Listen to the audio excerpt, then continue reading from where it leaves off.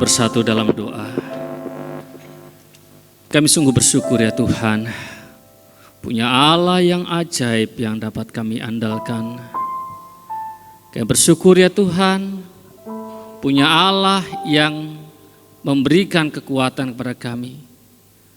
Dan oleh karena itu Tuhan, pada pagi hari ini, kami ada di tempat ini berkumpul bersama-sama, memuji, menyembah Tuhan. Biarlah pujian penyembahan yang sudah kami naikkan sungguh berkenan di hadapan Tuhan, menyukakan hati Tuhan. Dan saatnya kami bersama-sama merenungkan kebenaran firman-Mu Tuhan, tolonglah kami, buat kami dapat mengerti, dapat menerimanya, dan dapat melakukannya dalam kehidupan sehari-hari ya Tuhan. Hamba-Mu yang Kau percayakan untuk menyampaikan kebenaran firman-Mu, mari Tuhan urapi, sehingga kami semua diberkati tanpa terkecuali ya Tuhan. Kalau ada kuasa-kuasa lain yang mencoba untuk mengalihkan perhatian kami, yang mencoba untuk mengganggu kami dalam kami merenungkan kebenaran firman-Mu, kami bersatu hati menolaknya di dalam nama Yesus Kristus, sehingga kami semua tanpa gangguan boleh menerima kebenaran firman-Mu. Terima kasih Tuhan, kami siap untuk bersama-sama merenungkan kebenaran firman-Mu. Di dalam nama Tuhan Yesus kami berdoa, haleluya, amin. Shalom. Iya, bagaimana kabarnya? Luar biasa, melewati banjir, udah gak ada banjir ya. Di total puji Tuhan sudah surut, tadinya segini sekarang sudah segini. Ya, walaupun sudah surut tapi masih banjir juga di total, karena tanggulnya katanya jebol ya. Tanggul total jebol, tanggulnya gak kuat menahan air yang begitu deras, air yang volumenya begitu banyak sehingga tanggulnya nggak kuat. Sebetulnya sih waktu itu arsiteknya, pembangunnya berharap tanggulnya itu kuat untuk bisa menahan air sehingga tidak terjadi banjir yang menyengsarakan orang total dan juga orang yang lewat total kan itu ya. Tapi memang itu harapan kuat itu menjadi harapan banyak orang, karena kuat itu adalah sifat yang memang sangat disukai oleh banyak orang. Ya, seperti membangun tanggul, dia pengennya tanggul itu kuat kan itu kan ya. Ketika kita membangun rumah kan juga begitu ya. Kita bikin pondasi dari pakai cakar ayam, lalu pakai batu kali dengan adukan semen yang pas, sehingga nantinya bangunan yang kita dirikan itu menjadi bangunan yang kokoh, yang kuat. Kuat harapan semua orang. Ketika kita mencari pasangan kan itu kan ya, yang perempuan ingin cari suami yang kuat kan itu kan ya. Ketika mereka sudah berumah tangga, punya anak, pengen anaknya nanti menjadi anak yang kuat. Kuat adalah harapan dari setiap orang. Dalam menghadapi permasalahan pun kita ingin menjadi orang yang kuat. Walaupun dalam kenyataannya seringkali kita menjadi lemah, kita nggak kuat, kita lemah dalam menghadapi masalah yang kita rasa masalah itu sangat berat. Kita menjadi lemah. Kenapa? Karena kita penuh dengan keterbatasan. Kita merasa tidak mampu. Kita lupa bahwa Tuhanlah yang memberikan kekuatan. Itu tema kita sepanjang hari ini. Jadi Tuhan yang memberikan kekuatan kepada kita sehingga kita kuat dalam menghadapi setiap persoalan, kita kuat dalam menghadapi segala masalah di dalam kehidupan kita. Kita membaca dua bagian firman Tuhan dari Filipi pasal 4 ayat 13, kita baca terlebih dahulu, nanti kita sambung di Yesaya pasal 40 ayat 29.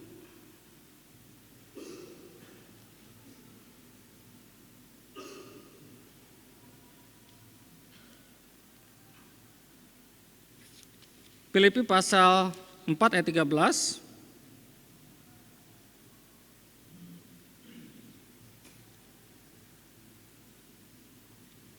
Sudah ada di LCD monitor, kita baca bersama-sama Filipi pasal 4 ayat 13.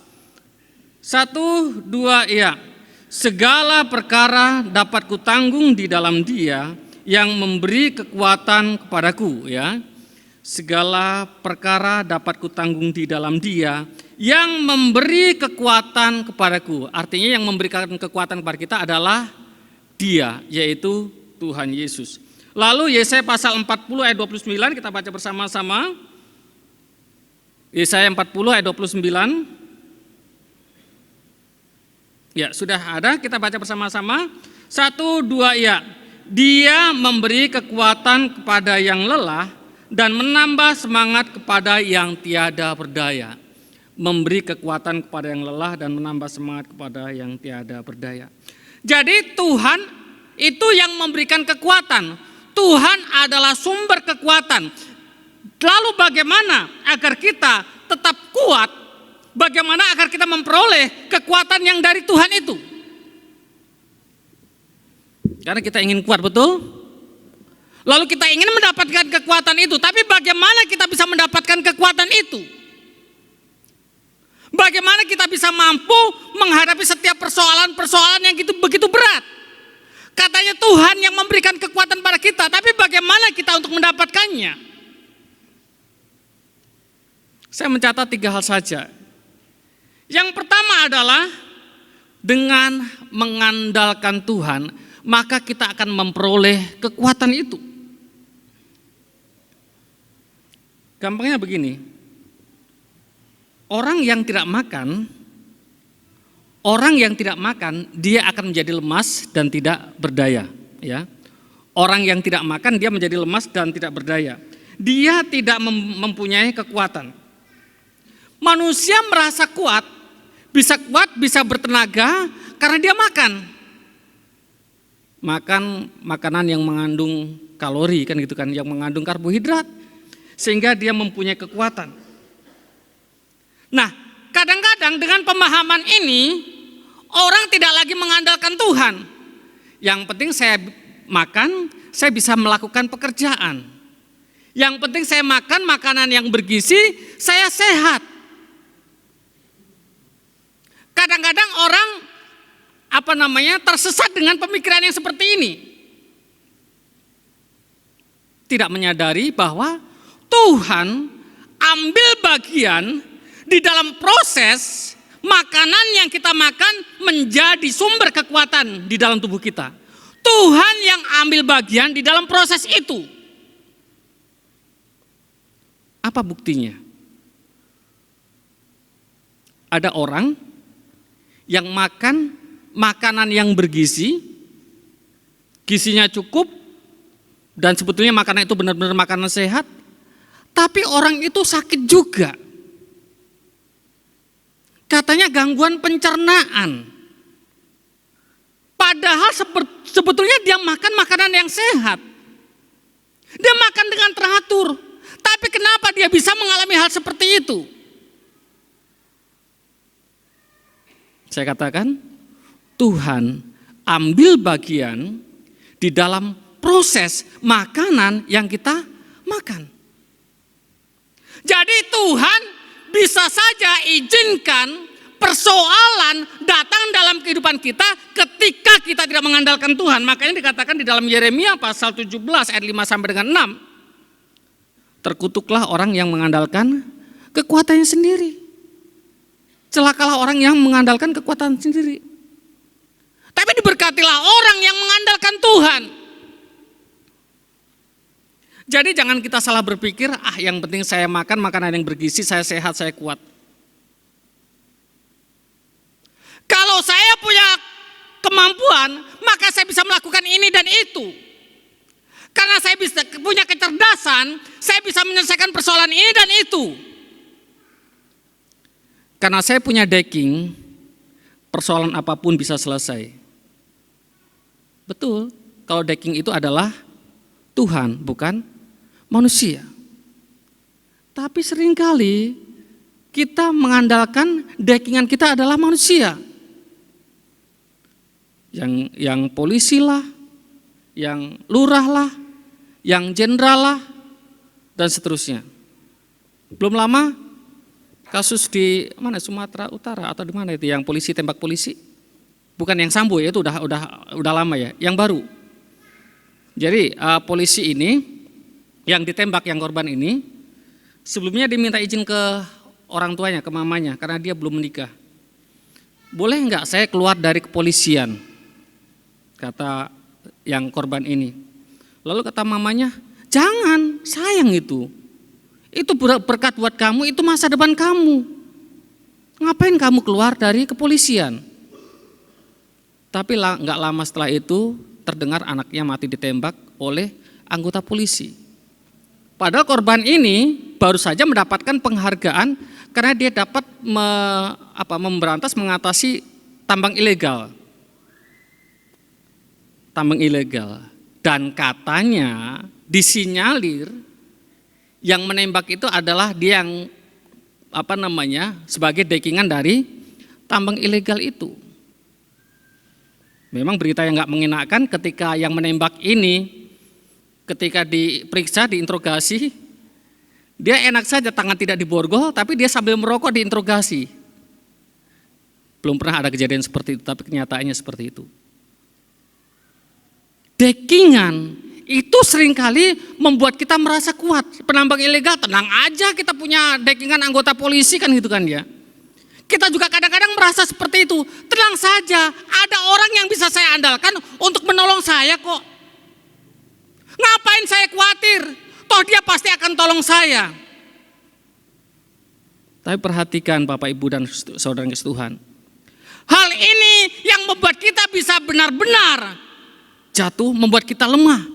Karena itu dikatakan terkutuklah orang yang mengandalkan manusia. Kita akan mengalami kecewa yang berat. Karena kita tidak mengandalkan Tuhan. Kita hanya mengandalkan manusia. Kita hanya mengandalkan kekuatan kita sendiri.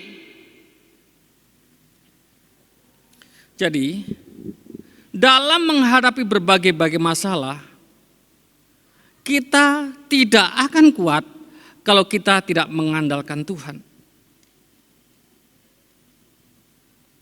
Masalah yang kita hadapi itu jauh lebih besar daripada kekuatan kita. Makanya kita nggak akan mungkin bisa mengatasi masalah, bisa menghadapi masalah dengan kekuatan kita sendiri, itu nggak mungkin. Karena kekuatan kita nggak seberapa. Tapi kita punya Tuhan Yesus yang bisa kita andalkan. Amin. Kita punya Tuhan Yesus yang bisa kita andalkan. Dia yang memberikan kekuatan kepada kita. Segala perkara dapat kutanggung di dalam Dia. Karena itu kita harus andalkan Tuhan. Jangan jauhi Tuhan. Kadang-kadang kalau kita sudah merasa nyaman, kita menjauhi Tuhan.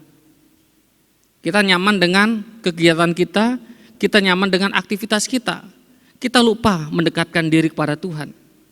Sehingga ketika kita mengalami masalah, kita benar-benar merasa sangat lemah. Mendekatlah kepada Tuhan dan Dia akan memberikan kekuatan yang super kepada kita. Kekuatan yang tidak terbatas kepada kita untuk mengatasi setiap masalah dalam kehidupan kita. Jadi, menyelesaikan masalah sekali lagi tidak bisa dengan mengandalkan kekuatan diri sendiri, tetapi harus mengandalkan Tuhan. Artinya apa? Kita harus minta hikmat dari Tuhan. Yang pertama, untuk kita mendapat kekuatan dari Tuhan, kita harus mengandalkan Tuhan. Yang artinya berserah penuh kepada Tuhan, minta Tuhan yang tolong kita. Jangan jauhi Tuhan. Yang kedua adalah meminta hikmat dari Tuhan. Yakobus pasal 1 ayat yang pertama sampai dengan yang ke-8. Saya akan bacakan untuk kita sekalian.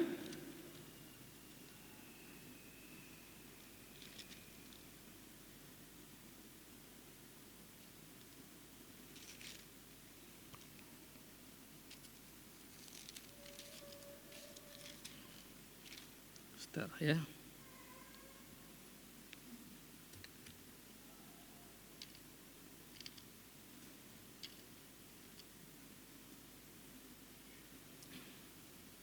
Meminta hikmat dari Tuhan.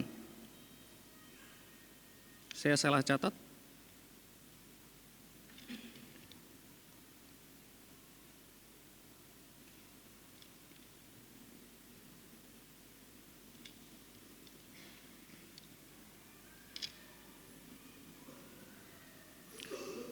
Ayat 5 sampai dengan 8, Yakobus pasal 1, begini bunyi firman Tuhan.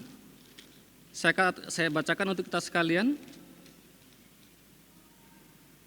Tetapi apabila di antara kamu ada yang kekurangan hikmat, hendaklah ia memintanya kepada Allah yang memberikan kepada semua orang dengan murah hati dan dengan tidak membangkit-bangkit. Yang kekurangan hikmat harus meminta kepada Tuhan. Hikmat itu datangnya dari Tuhan, karena itu kita harus merendahkan diri di hadapan Tuhan. Merendahkan diri di hadapan Tuhan, tidak membiarkan logika kita yang bekerja, tetapi sepenuhnya mengarahkan diri kepada Tuhan. Meminta petunjuk dari Tuhan. Artinya apa? Bahwa kita harus memiliki kedekatan kepada Tuhan. Itu yang saya katakan tadi, jangan kita menjauhkan diri daripada Tuhan. Jadi harus memiliki kedekatan dengan Tuhan. Kita jangan membiasakan diri berkomunikasi satu arah dengan Tuhan. Tahu komunikasi satu arah dengan Tuhan? Komunikasi satu arah dengan Tuhan itu artinya bahwa kita hanya meminta-minta saja kepada Tuhan. Jangan kita menjadikan Tuhan sebagai pesuruh. Kita hanya minta, Tuhan tolong saya ini, Tuhan berkati saya, Tuhan mampukan saya. Tapi kita harus menjalin komunikasi dua arah dengan Tuhan. Artinya apa? Kita tidak hanya meminta kepada Tuhan, tetapi kita juga mengizinkan Tuhan yang berbicara kepada kita. Tuhan memberikan perintah kepada kita. Kalau kita hanya komunikasi satu arah, kita hanya meminta kepada Tuhan saja, bagaimana kita tahu kehendak Tuhan? Bagaimana kita tahu firman Tuhan? Kadang-kadang firman Tuhan kita artikan, kita terjemahkan dengan keinginan diri kita sendiri. Artinya bukan itu maunya Tuhan, tapi itu maunya diri kita sendiri. Kadang-kadang kan begitu. Kayaknya firman Tuhan gak seperti ini, harusnya kan seperti ini. Firman Tuhan kita terjemahkan menjadi sesuatu yang menyenangkan diri kita sendiri. Jadi itu tidak lagi firman Tuhan, tapi diri kita sendiri. Meminta hikmah daripada Tuhan artinya sepenuhnya kita biarkan Tuhan yang berbicara kepada kita. Kita mendengarkan suara Tuhan. Itu hal yang kedua. Harus meminta hikmat kepada Tuhan. Salomo ketika dia diminta untuk menggantikan raja, maka dia tidak meminta kekayaan daripada Tuhan, tapi dia meminta hikmat daripada Tuhan. Dan Tuhan pandang itu adalah permintaan yang sangat baik, karena tidak meminta kekayaan, meminta hikmat untuk dapat menimbang perkara. Bapak, Ibu, dan saudara Tuhan, sebesar apapun persoalan yang kita hadapi, tapi kalau Tuhan memberikan hikmat kepada kita, kita dapat menyelesaikannya. Kita sudah temui jalan buntu. Aduh, harus bagaimana lagi ini ya? Kita pikir sudah tidak ada jalan lagi. Kita sudah mentok kesana kemari. Kita merendahkan diri di hadapan Tuhan, berdoa, kita renungkan firman Tuhan, kita baca, Tuhan, apa yang harus saya lakukan dengan masalah seberat ini? Lalu Tuhan memberikan hikmat pada kita dengan firman Tuhan yang kita baca. Jangan kamu khawatir, andalkanlah Tuhan, dan seterusnya. Kemudian Tuhan berbicara kepada kita untuk kita melakukan ini dan itu. Akhirnya kita bisa menyelesaikan masalah. Akhirnya kita kuat dalam menghadapi masalah. Jadi yang kedua, kita harus meminta hikmat daripada Tuhan. Jangan mengandalkan kekuatan kita sendiri, jangan mengandalkan kehebatan kita sendiri, tapi biarkan Tuhan yang berbicara kepada kita, menolong kita dalam menyelesaikan masalah. Itu hal yang kedua. Dan hal yang terakhir adalah jangan menyerah. Untuk mendapatkan kekuatan daripada Tuhan, yang ketiga jangan menyerah. Yang pertama harus mengandalkan Tuhan. Yang kedua, meminta hikmat dari Tuhan. Dan yang ketiga, jangan menyerah. Jangan kita merasa bahwa kita tidak mampu menyelesaikan masalah karena kita merasa masalah itu sangat berat. Tapi ini realita. Ini bisa terjadi dengan siapa saja. Kita merasa lemas karena masalah itu kita rasa masalah yang sangat berat. Kita merasa lemas karena masalah yang berat itu kita pikir kita nggak sanggup menyelesaikannya. Masalah yang sangat sulit, yang sangat penting itu kita pikir kita nggak bisa menyelesaikannya. Sehingga kita merasa lemas dan kita menyerah. Ini bisa terjadi kepada siapa saja. Kepada siapa saja. Bahkan kepada hamba Tuhan pun bisa terjadi. Emang iya? Hamba Tuhan bisa juga mengalami seperti ini. Kita baca dulu dalam 1 Raja-Raja pasal 19.